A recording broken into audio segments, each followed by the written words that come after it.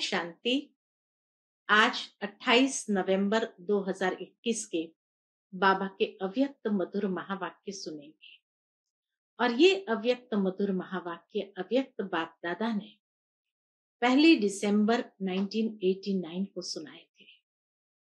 आज के मुरली का विषय है स्वमान से ही सम्मान की प्राप्ति।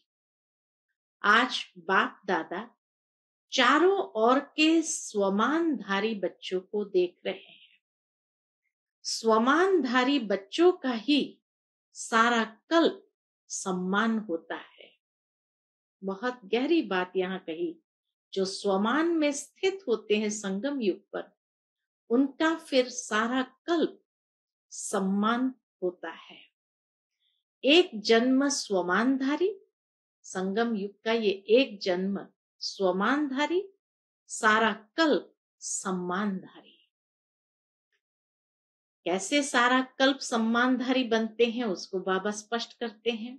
अपने राज्य में भी राज्य अधिकारी बनने के कारण प्रजा द्वारा सम्मान प्राप्त होता है और आधा कल्प भक्तों द्वारा सम्मान प्राप्त करते हो।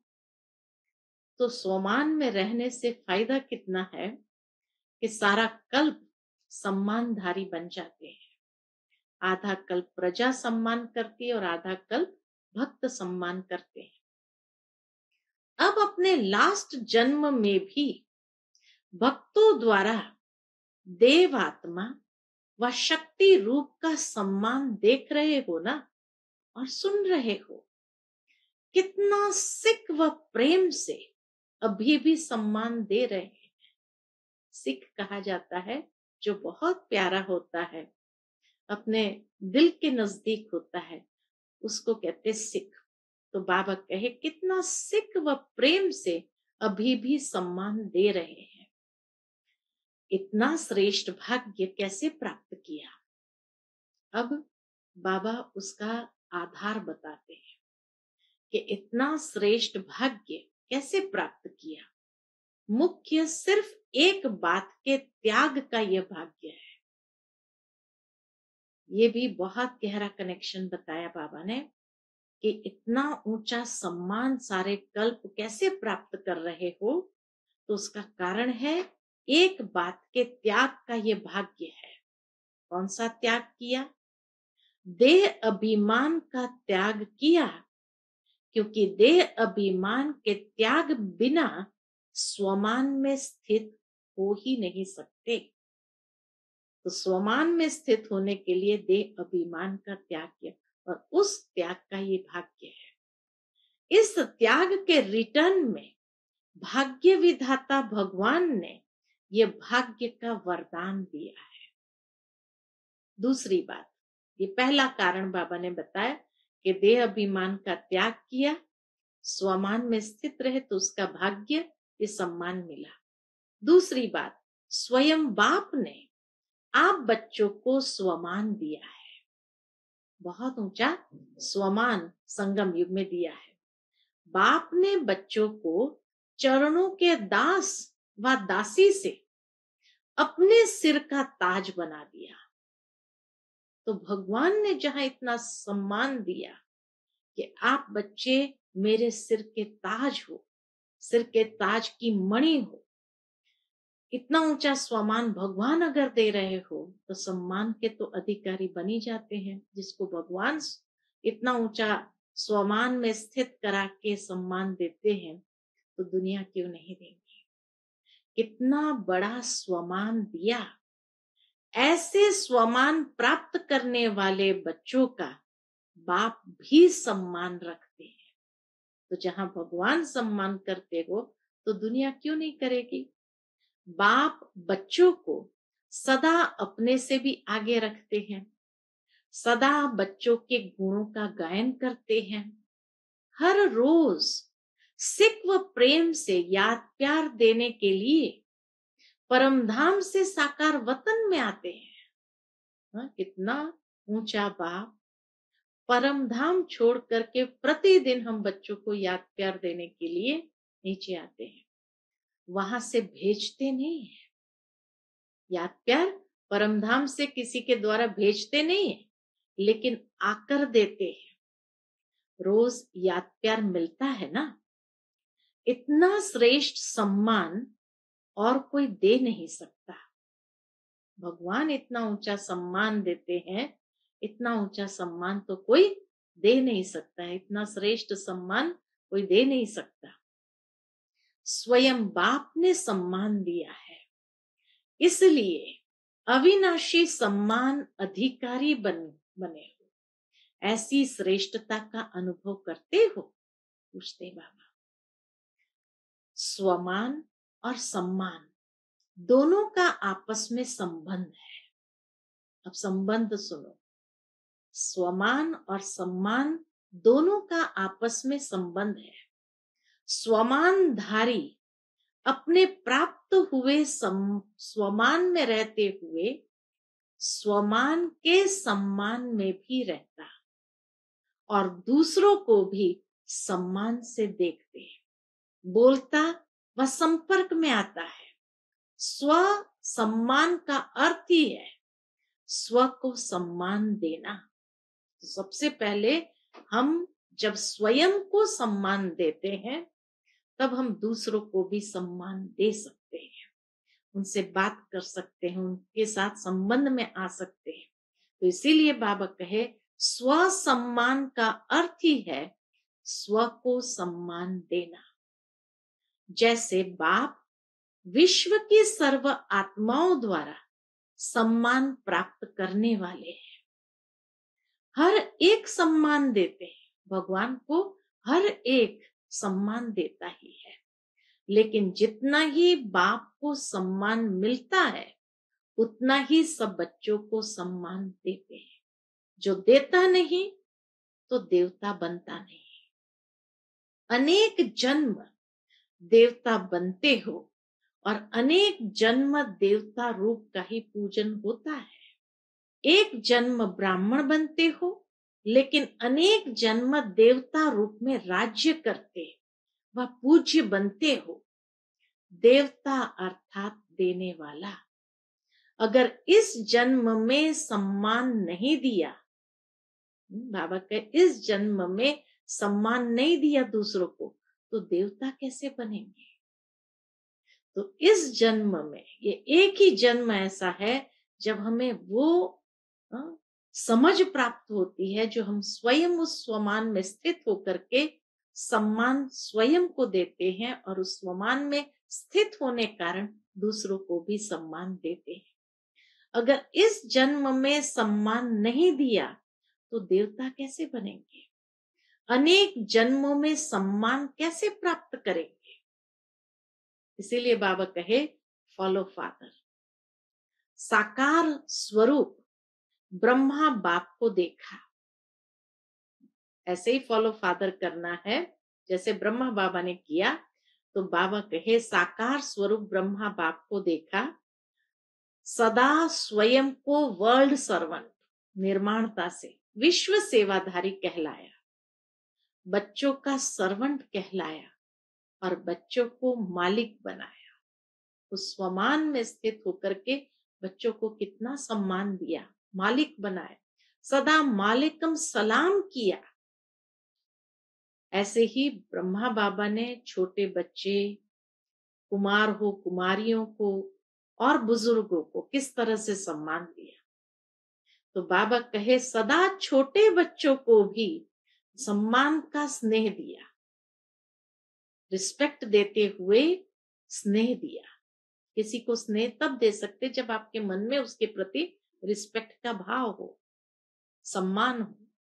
तो बाबा कहे सदा छोटे बच्चों को भी सम्मान का स्नेह दिया, होनहार विश्व कल्याणकारी रूप से देखा कि ये मेरे होनहार विश्व कल्याणकारी बच्चे हैं, उस रूप से देखा। फिर कुमारियों व कुमारों को, युवा स्थिति वालों को सदा विश्व की नामी ग्रामी महान आत्माओं को चैलेंज करने वाले, असंभव को संभव करने वाले, कि हम पवित्रता की धारणा में रह सकते हैं, ब्रह्मचर्य या ब्रह्मचारी बन सकते हैं, तो असंभव को संभव करने वाले, महात्माओं के सिर झुकाने वाले ऐसे पवित्र आत्माओं के सम्मान से देखा। तो कुमार और कुमारियों को बाबा ने पवित्र आत्माओं के सम्मान से देखा। सदा अपने से भी कमाल करने वाले महान आत्मा समझ सम्मान दिया ना। तो छोटे बच्चों को भी स्नेह के रूप में सम्मान दिया, होनहार समझ करके सम्मान दिया। और कुमार कुमारियां ये युवा स्थिति वालों को ऐसे महान आत्माओं को भी चैलेंज करने वाले, उनको झुकाने वाले, असंभव को संभव करने वाले पवित्र आत्माओं के सम्मान से देखा। सदा अपने से भी कमाल करने वाले महान आत्मा समझ सम्मान दिया ना।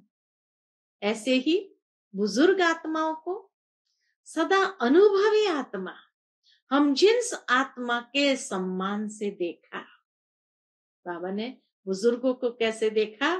अनुभवी आत्मा है, मेरी हमजिन्स है, उस रूप से सम्मान से देखा कि बांधे लिया या बांधे ले निरंतर भगवान को याद करते हैं, तो याद में नंबर 1 के सम्मान से देखा।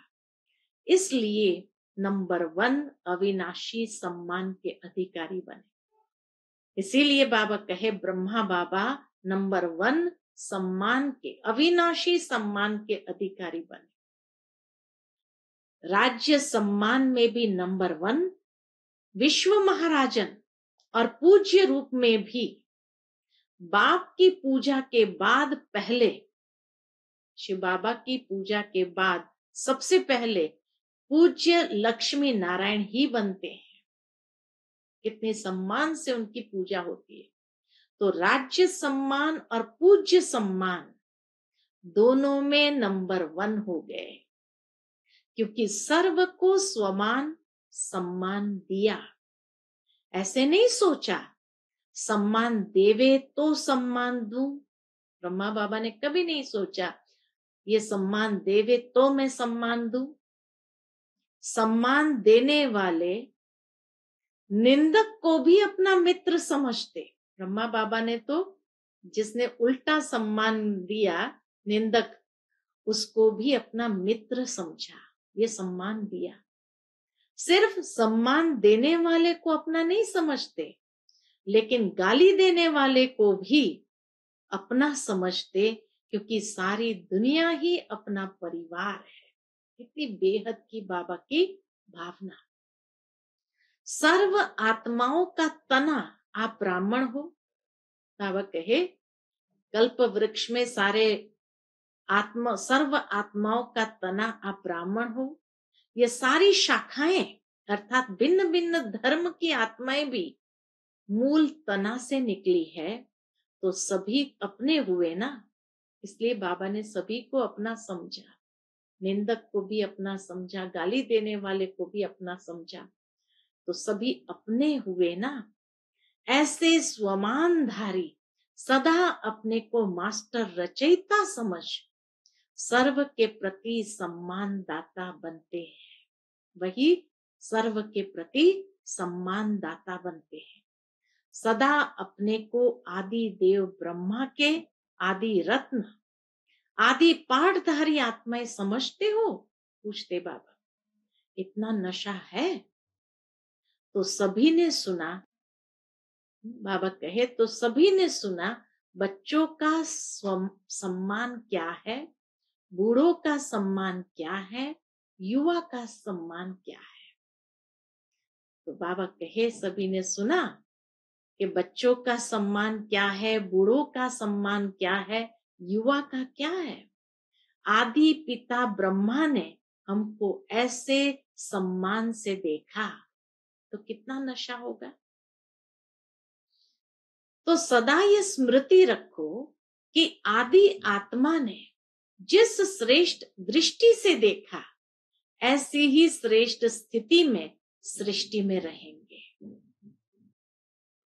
ऐसे अपने से वायदा करो। बाबा कहे, ऐसे अपने से वायदा करो। वायदे तो करते रहते हो ना। बोल से भी वायदा करते हो, मन से भी करते हो और लिख कर भी करते हो और फिर भूल भी जाते हो। वायदा तो करके जाते हैं मधुबन से, फिर बाबा के भूल भी जाते हो, इसलिए वायदे का फायदा नहीं उठा पाते। याद रखो तो फायदा भी उठाओ। वायदा अगर याद रहे तो उसका फायदा भी उठाओ। सभी अपने को चेक करो, कितने बार वायदा किया है और निभाया कितने बार है। निभाना आता है वह सिर्फ वायदा करना आता है, वह बदलते रहते हो, कभी वायदा करने वाले कभी निभाने वाले। पूछते बाबा, फिर बाबा के सामने टीचर्स थी तो बाबा के टीचर्स क्या समझती है, निभाने वाले की लिस्ट में हो ना। टीचर्स को बाप दादा सदा साथी शिक्षक कहते हैं, तो साथी की विशेषता क्या होती है? साथी समान होता है। बाप कभी बदलता है क्या? तो साथी समान होता है। टीचर्स भी वायदा और फायदा दोनों का बैलेंस रखने वाली है। वायदे बहुत और फायदा कम हो, ये बैलेंस नहीं होता। जो दोनों का बैलेंस रखते हैं उसको वरदाता बाप द्वारा ये वरदान व ब्लेसिंग मिलती है। वह सदा दृढ़ संकल्प से कर्म में सफलता मूर्त बनते हैं। ये ब्लेसिंग है। वह सदा दृढ़ संकल्प से कर्म में सफलता मूर्त बनते हैं। साथी शिक्षक का यही विशेष कर्म है, संकल्प और कर्म समान हो। संकल्प श्रेष्ठ और कर्म साधारण हो जाए, इसको समानता नहीं कहेंगे। तो सदा टीचर्स अपने को साथी शिक्षक अर्थात शिक्षक बाप समान समझ इस स्मृति में समर्थ बन चलो। तो बाबा कहे शिक्षक बाप समान, टीचर्स बाप समान समझ इस स्मृति में समर्थ बन चलो। बाप दादा को टीचर्स की हिम्मत पर खुशी होती है। हिम्मत रख सेवा के निमित्त तो बन गए हैं ना। लेकिन अभी सदा ये स्लोगन याद रखो, हिम्मत टीचर समान शिक्षक बाप। हिम्मत टीचर क्या करना है, समान शिक्षक बाप, यह कभी नहीं भूलना। तो स्वतः ही समान बनने वाला लक्ष्य बाप दादा आपके सामने रहेगा। समान बनने वाला लक्ष्य कौन है? बाप दादा। वो आपके सामने रहेगा अर्थात साथ रहेगा। अच्छा, चारों ओर के स्वमानधारी सम्मानधारी बच्चों को बाप दादा नैनों के सन्मुख देखते हुए सम्मान की दृष्टि से याद प्यार दे रहे हैं। सदा राज सम्मान और पूज्य सम्मान के समान साथी बच्चों को याद प्यार और नमस्ते। हम सभी रूहानी बच्चों की रूहानी माता पिता बाप दादा को याद प्यार गुड मॉर्निंग और नमस्ते नमस्ते। शुक्रिया बाबा, शुक्रिया। फिर बाबा के सामने बिहार ग्रुप बैठा है। बाबा की उनसे मुलाकात है। सभी अपने को स्वराज्य अधिकारी समझते हो? स्व का राज्य मिला है या मिलने वाला है? स्वयं के ऊपर राज्य मिला है या मिलने वाला है? स्वराज्य अर्थात जब चाहो जैसे चाहो वैसे कर्मेंद्रिय द्वारा कर्म करा सको। कर्मेंद्रिय जीत अर्थात स्वराज्य अधिकारी। तो स्वराज्य अधिकारी माना कर्मेंद्रिय जीत। ऐसे अधिकारी बने हो या कभी कभी कर्मेंद्रियां आपको चलाती है? कभी मन आपको चलाता है या आप मन को चलाते हो? पूछते बाबा, कभी मन आपको चलाता है या आप मन को चलाते हो? कभी मन व्यर्थ संकल्प करता है या नहीं करता है?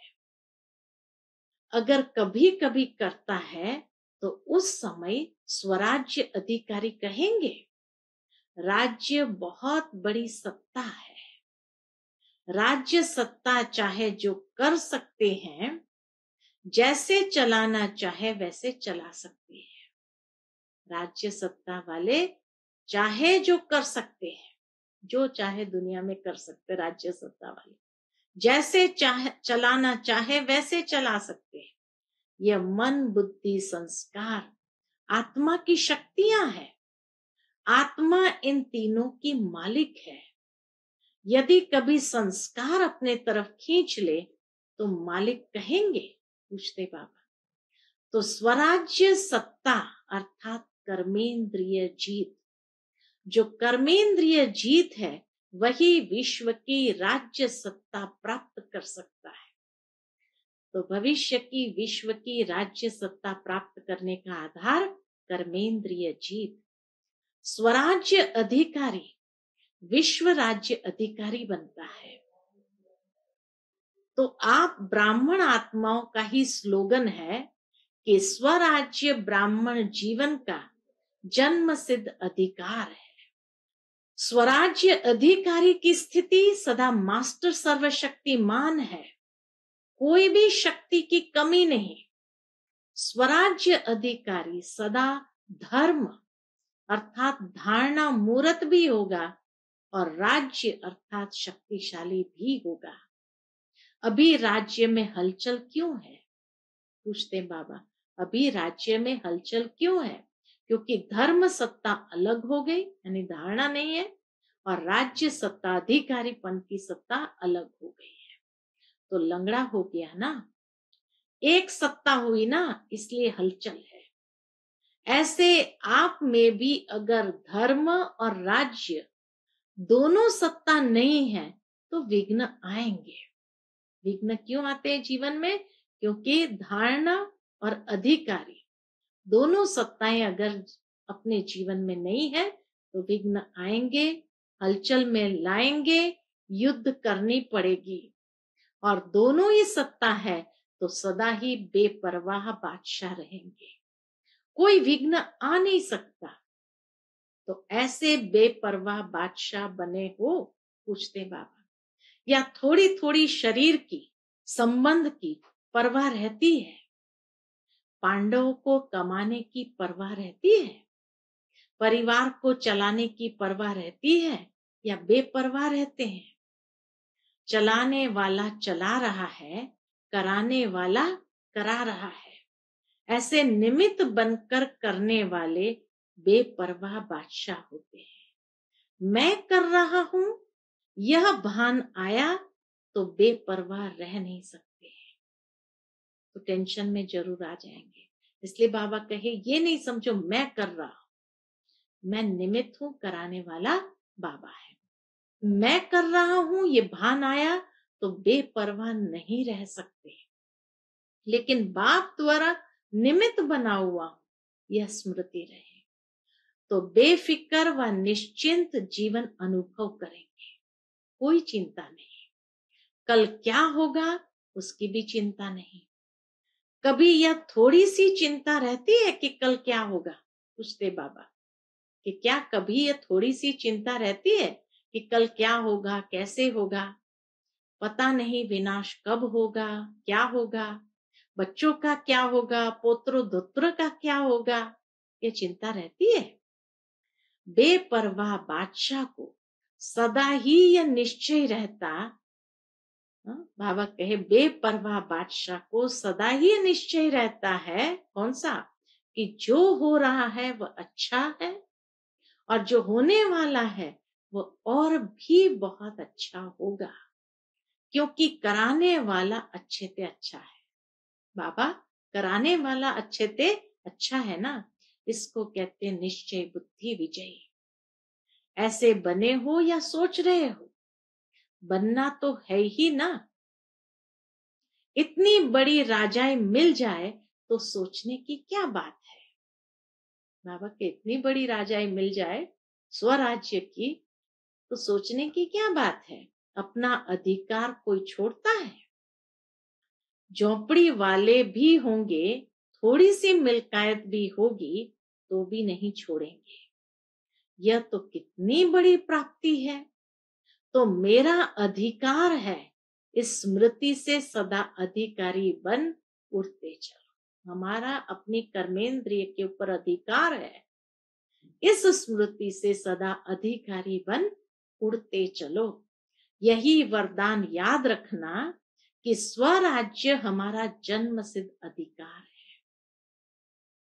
मेहनत करके पाने वाले नहीं, अधिकार है। अच्छा, बिहार माना सदा बहार में रहने वाले, बहार माना बाहरी मौसम में रहने वाले, पतझड़ में नहीं जाना, कभी आंधी तूफान न आए, सदा बहार। अच्छा, फिर बाबा दूसरे ग्रुप से मिल रहे हैं। अपने को रूहानी दृष्टि से सृष्टि को बदलने वाला अनुभव करते हो? पूछते बाबा। अपने को रूहानी दृष्टि से सृष्टि को बदलने वाला अनुभव करते हो? सुनते थे कि दृष्टि से सृष्टि बदल जाती है, लेकिन अभी अनुभवी बन गए कि कैसे हमने आत्मिक दृष्टि अपनी बनाई तो हमारी कर्मों की सृष्टि बदल गई। रूहानी दृष्टि से सृष्टि बदल गई ना। अभी आपके लिए बाप संसार है तो सृष्टि बदल गई, हमारी कर्मों की सृष्टि टोटल बदल गई। पहले की सृष्टि अर्थात संसार और अभी के संसार में फर्क हो गया ना। पहले संसार में बुद्धि भटकती थी और अभी बाप ही संसार हो गया तो बुद्धि स्थिर हो गई। तो बुद्धि का भटकना बंद हो गया, एकाग्र हो गई। क्योंकि पहले के जीवन में कभी देह के संबंध में, कभी देह के पदार्थ में, अनेकों में बुद्धि जाती थी। अभी यह सब बदल गया। अभी देह याद रहती है या देही? पूछते बाबा, कौन याद रहता है? ये देह याद रहती है या आत्मा? अगर देह में कभी बुद्धि जाती है तो रॉन्ग समझते हो ना, फिर बदल लेते हो। देह के बजाय अपने को देही समझने का अभ्यास करते हो तो संसार बदल गया ना, स्वयं भी बदल गए। बाप ही संसार है या अभी संसार में कुछ रहा हुआ है? क्या समझते बाबा कहे? बाप ही संसार है या अभी संसार में कुछ रहा हुआ है? विनाशी धन या विनाशी संबंध के तरफ बुद्धि तो नहीं जाती। अभी मेरा रहा ही नहीं, मेरे पास बहुत धन है, यह संकल्प या स्वप्न में भी नहीं होगा, क्योंकि सब बाप के हवाले कर दिया। मेरे को तेरा बना लिया ना, या मेरा मेरा ही है और बाप का भी मेरा है, ऐसे तो नहीं समझते कि मेरा तो मेरा है ही है लेकिन बाबा का भी मेरा है, ऐसे तो नहीं समझते। यह विनाशी तन धन पुराना मन मेरा नहीं, बाप को दे दिया। पहला पहला परिवर्तन होने का संकल्प ही यह किया कि सब कुछ तेरा और तेरा कहने से ही फायदा है। सब कुछ बाबा को दे दिया, पुरानी सब चीजें तो तेरा कहने में ही फायदा है। इसमें बाप का फायदा नहीं, आपका फायदा है। क्योंकि मेरा कहने से फंसते हो, तेरा कहने से न्यारे हो जाते हो। मेरा कहने से बोझ वाले बन जाते हो और तेरा कहने से डबल लाइट ट्रस्टी बन जाते हो। तो क्या अच्छा है? हल्का माना अच्छा है या भारी बनना अच्छा है? हल्का रहना ही अच्छा है। आजकल के जमाने में शरीर से भी कोई भारी होता है तो अच्छा नहीं लगता। सभी अपने को हल्का करने का प्रयत्न करते हैं, क्योंकि भारी होना माना नुकसान है और हल्का होने से फायदा है। ऐसे ही मेरा मेरा कहने से बुद्धि पर बोझ पड़ जाता है। मेरा मेरा किया तो भारी हो जाते हैं, बुद्धि पर बोझ पड़ जाता है। तेरा तेरा कहने से बुद्धि हल्की बन जाती है। जब तक हल्के नहीं बने तब तक ऊंची स्थिति तक पहुंच नहीं सकते। हल्के होंगे तो सहज ही ऊपर ऊंची स्थिति में पहुंच सकेंगे। उड़ती कला ही आनंद की अनुभूति कराने वाली है। हल्का रहने में ही मजा है। अच्छा, जब बाप मिला तो माया उसके आगे क्या है? भगवान मिल गया तो माया उसके आगे क्या है? माया है रुलाने वाली और बाप है वर्षा देने वाला, प्राप्ति कराने वाला। सारे कल्प में ऐसी प्राप्ति कराने वाला बाप मिल नहीं सकता, स्वर्ग में भी नहीं मिलेगा। तो एक सेकंड भी भूलना नहीं चाहिए, एक सेकंड भी बाबा को भूलना नहीं चाहिए। हद की प्राप्ति कराने वाला भी नहीं भूलता है, तो बेहद की प्राप्ति कराने वाला भूल कैसे सकता? तो सदा यही याद रखना कि ट्रस्टी है, कभी भी अपने ऊपर बोझ नहीं रखना। इससे सदा हंसते गाते उड़ते रहेंगे। तेरा कह दिया, ट्रस्टी बन गए, निमित्त बन गए, तो बाबा कहे सदा हंसते गाते उड़ते रहेंगे। जीवन में और क्या चाहिए? हंसना, गाना और उड़ना। जब प्राप्ति होगी तब तो हंसेंगे ना, नहीं तो रोएंगे। तो यह वरदान स्मृति में रखना कि हम हंसने, गाने और उड़ने वाले हैं, सदा ही बाप के संसार में रहने वाले हैं, और कुछ है ही नहीं जहां बुद्धि जाए। स्वप्न में भी रोना नहीं, माया रुलाए तो भी नहीं रोना। मन का भी रोना होता है, सिर्फ आंखों का रोना ही नहीं होता, मन का भी रोना होता है। तो माया रुलाती है, बाप हंसाते हैं। सदा बिहार माना खुश रहने वाले, खुश बहार, खुश बहार। और बंगाल माना सदा मीठे मीठा रहने वाले। बंगाल की मिठाइयां बहुत प्रसिद्ध है, तो इसीलिए बाबा के बंगाल माना सदा मीठा रहने वाले। बंगाल में मिठाइयां अच्छी होती है ना, बहुत वैरायटी होती है। तो जहां मधुरता है वहां ही पवित्रता है। मधुरता, मीठा है, वहां पवित्रता है। बिना पवित्रता के मधुरता आ नहीं सकती। तो सदा मधुर रहने वाले और सदा खुश बहार रहने वाले। अच्छा, टीचर्स भी खुश बहार को देख करके सदा बहार में ही रहती है ना। अच्छा, आज का बाबा का मधुर वरदान हम बच्चों के प्रति है, संग दोष से दूर रहे, सदा बाप की समीपता का भाग्य प्राप्त करने वाले, पास विद ऑनर भव। संग दोष से दूर रहे, सदा बाप की समीपता का भाग्य प्राप्त करने वाले, पास विद ऑनर भव। यदि बाप के समीप रहना पसंद है तो कभी कोई भी संग दोष से दूर रहना। अगर बाप के समीप रहना पसंद है तो कभी कोई भी संग दोष से दूर रहना। कई प्रकार के आकर्षण पेपर के रूप में आएंगे, लेकिन आकर्षित नहीं होना। संग दोष कई प्रकार का होता है, व्यर्थ संकल्पों व माया की आकर्षण के संकल्पों का संग, संबंधियों का संग, वाणी का संग, अन्न दोष का संग, कर्म का संग। इन सब संग दोषों से अपने को बचाने वाले ही पास विद ऑनर बनते हैं। आज का बाबा का मधुर स्लोगन है, आप फरिश्ता बनो तो परिस्थितियों में बाप स्वयं आपकी छत्र छाया बन जाएंगे। कितनी सुंदर बात बाबा ने कही, आप फरिश्ता बनो तो परिस्थितियों में बाप स्वयं आपकी छत्र छाया बन जाएंगे। अच्छा, Om Shanti. To watch Peace of Mind channel videos on YouTube, subscribe us on youtube.com/tvpeaceofmind. Just a click for a peaceful life.